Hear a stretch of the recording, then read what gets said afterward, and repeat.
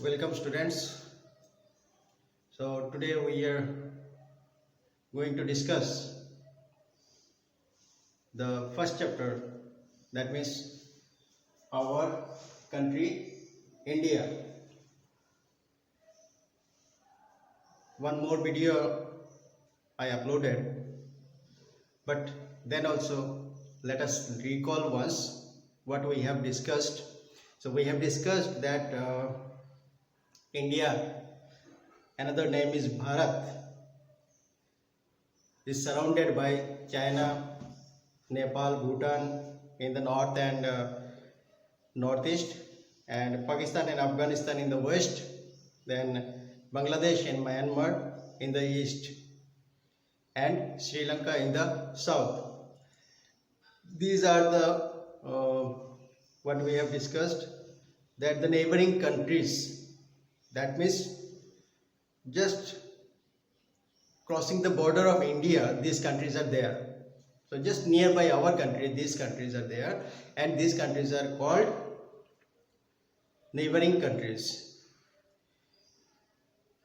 And we have discussed that India has a population of 1.2 billion. That means 1.2 billion people.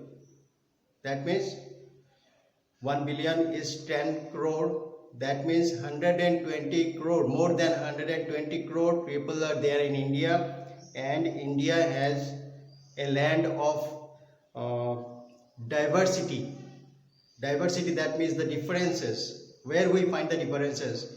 In society, that means social, then cultural. If we see the culture, there also we find the differences.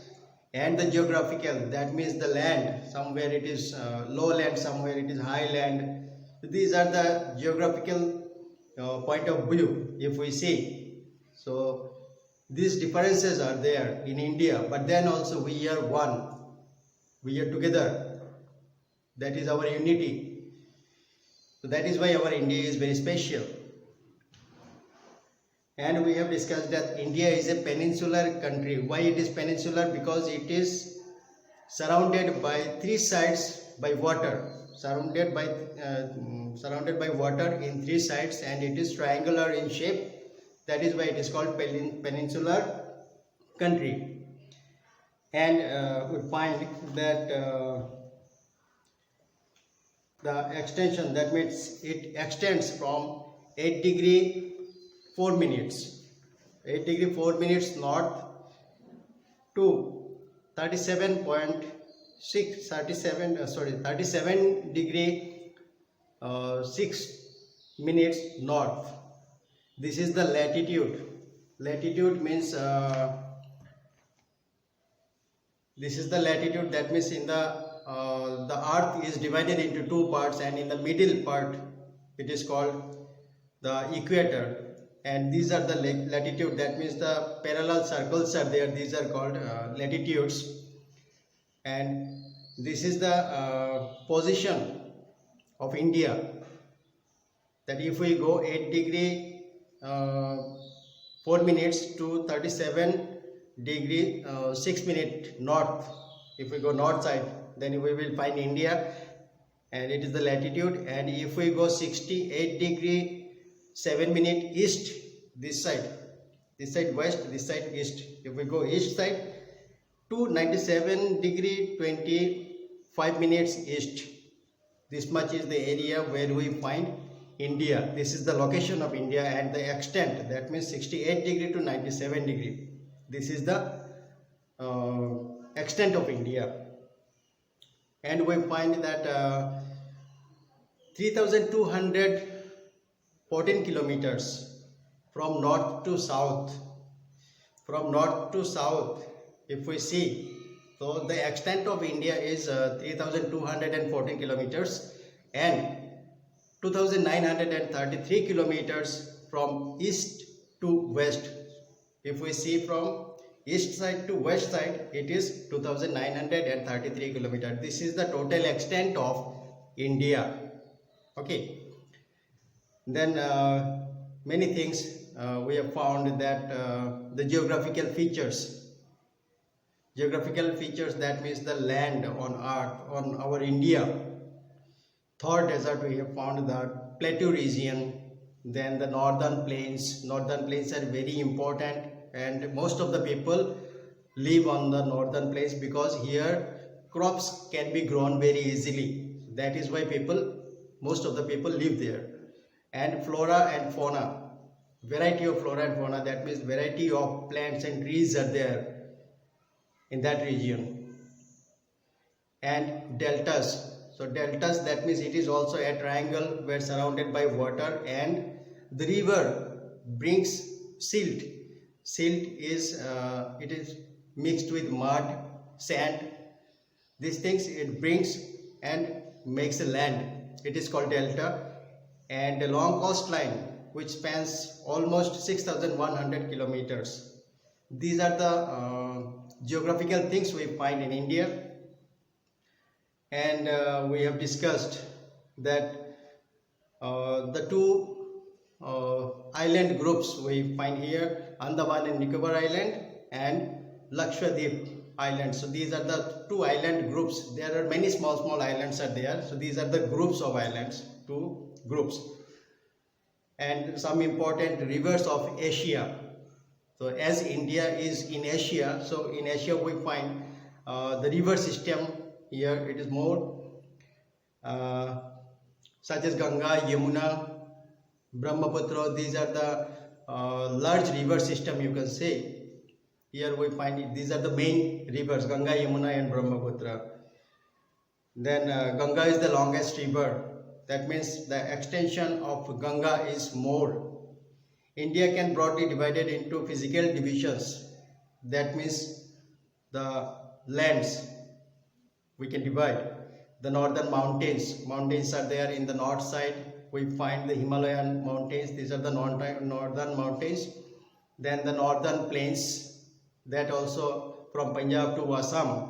This is called the northern plains. The western desert in west side of India, if we go, we find the desert. Then southern plateau, if we go to south side, we find the plateau land. Plateau land, that means it is the higher land, it is the high land, that is why it is called plateau land. And we find the coastal plains, that means surrounded by water, and in the middle land is there, it is called the coastal plains, and islands also. So these are the physical divisions of India. We find these are the things are there in India. Now India gained its independence. That means when we have got our independence, we celebrate 15th August. It is the day when we got our independence, and it is in the year 1947. 15th August 1947, when the Britishers they left our India. So that was a big struggle for the Indians, and we have won that battle, you can say, and we have got our independence. So after that, India is a democratic country. That means it is by the people who select our ministers. That is, the ministers are responsible to us. If they do anything, they are answerable to us. That is called democratic. So India is a democratic country. Here we find 28 states are there and 9 union territories. So union territories, states, you have understood that Assam is a state. So like that, 28 states are there and 9 union territories. So these 9 union territories, it is called union territories. Why, you know? Because these areas are looked after by the central government directly. Here we find the state government is also there, but these areas are looked after by the central government directly. That is why they are called union territories. And each with a unique culture. That means if we go to these union territories and the states also, if we go to the states, so various states has various cultures. Their cultures are different. Then the languages are also different. So suppose in Assam it is Assamese language. If we go to West Bengal, it is Bengali language. If we go to Punjab, it is Punjabi language. So languages are also different in India, and some of the languages are spoken by the people like Urdu, Hindi, Tamil, Telugu, Malayalam, Odia, Gujarati, Punjabi, Kashmiri, Dogri, Marathi, and a variety of tribal language. So languages are different from region to region. And here you can find in a book the states, the names of 28 states are given with their capital. Andhra Pradesh, suppose Andhra Pradesh is the state and the capital is Hyderabad.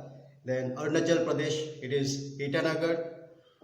So you will find in your book only, so no need to explain these things, just you read it. And the union territories are also there, and there also we find that the names is like Andaman and Nicobar Island, and the capital is Port Blair.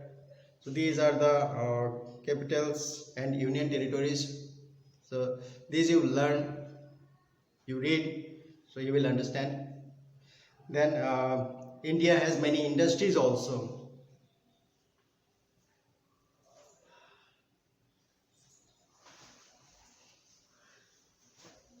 India has many industries also, and which not only produce quality goods, that means goods means here the products, the things what India makes.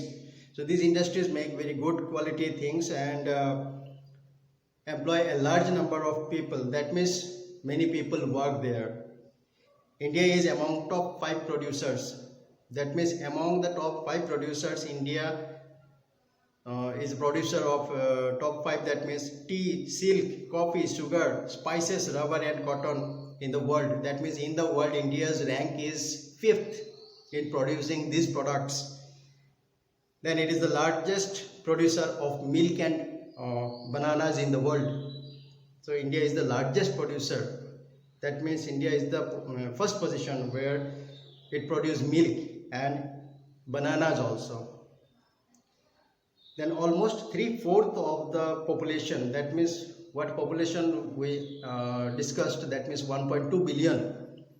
So almost 3/4, if we make it 4 parts and if we take the 3 parts, that means 3/4 of the population is dependent on agriculture. That means here in India agriculture is the common you can say occupation, or the common source of income is the agriculture. That means growing crops and other things, vegetables, plants, these are the things. Then the railways we find here. So railways alone employs more than 1 million people. 1 million people, that means 10 lakhs, more than 10 lakhs people employed in railway department. Then telecommunication, automobile, information technology, chemicals, textile and biotechnology are other important industries. So these are other important industries which we find in India. And India has a rich and varied culture. So that we discussed that India has a rich and varied culture. That means the variety of culture we find here. It has unique art, architecture, literature, cinema, music, tribal culture, vocal and instrumental music, and a large number of religious festivals also we find. So these religious festivals also different from each other. The national flag of India is called Tiranga. So the national flag of India is called Tiranga, and the national anthem is Jana Gana Mana. And the capital of India is New Delhi.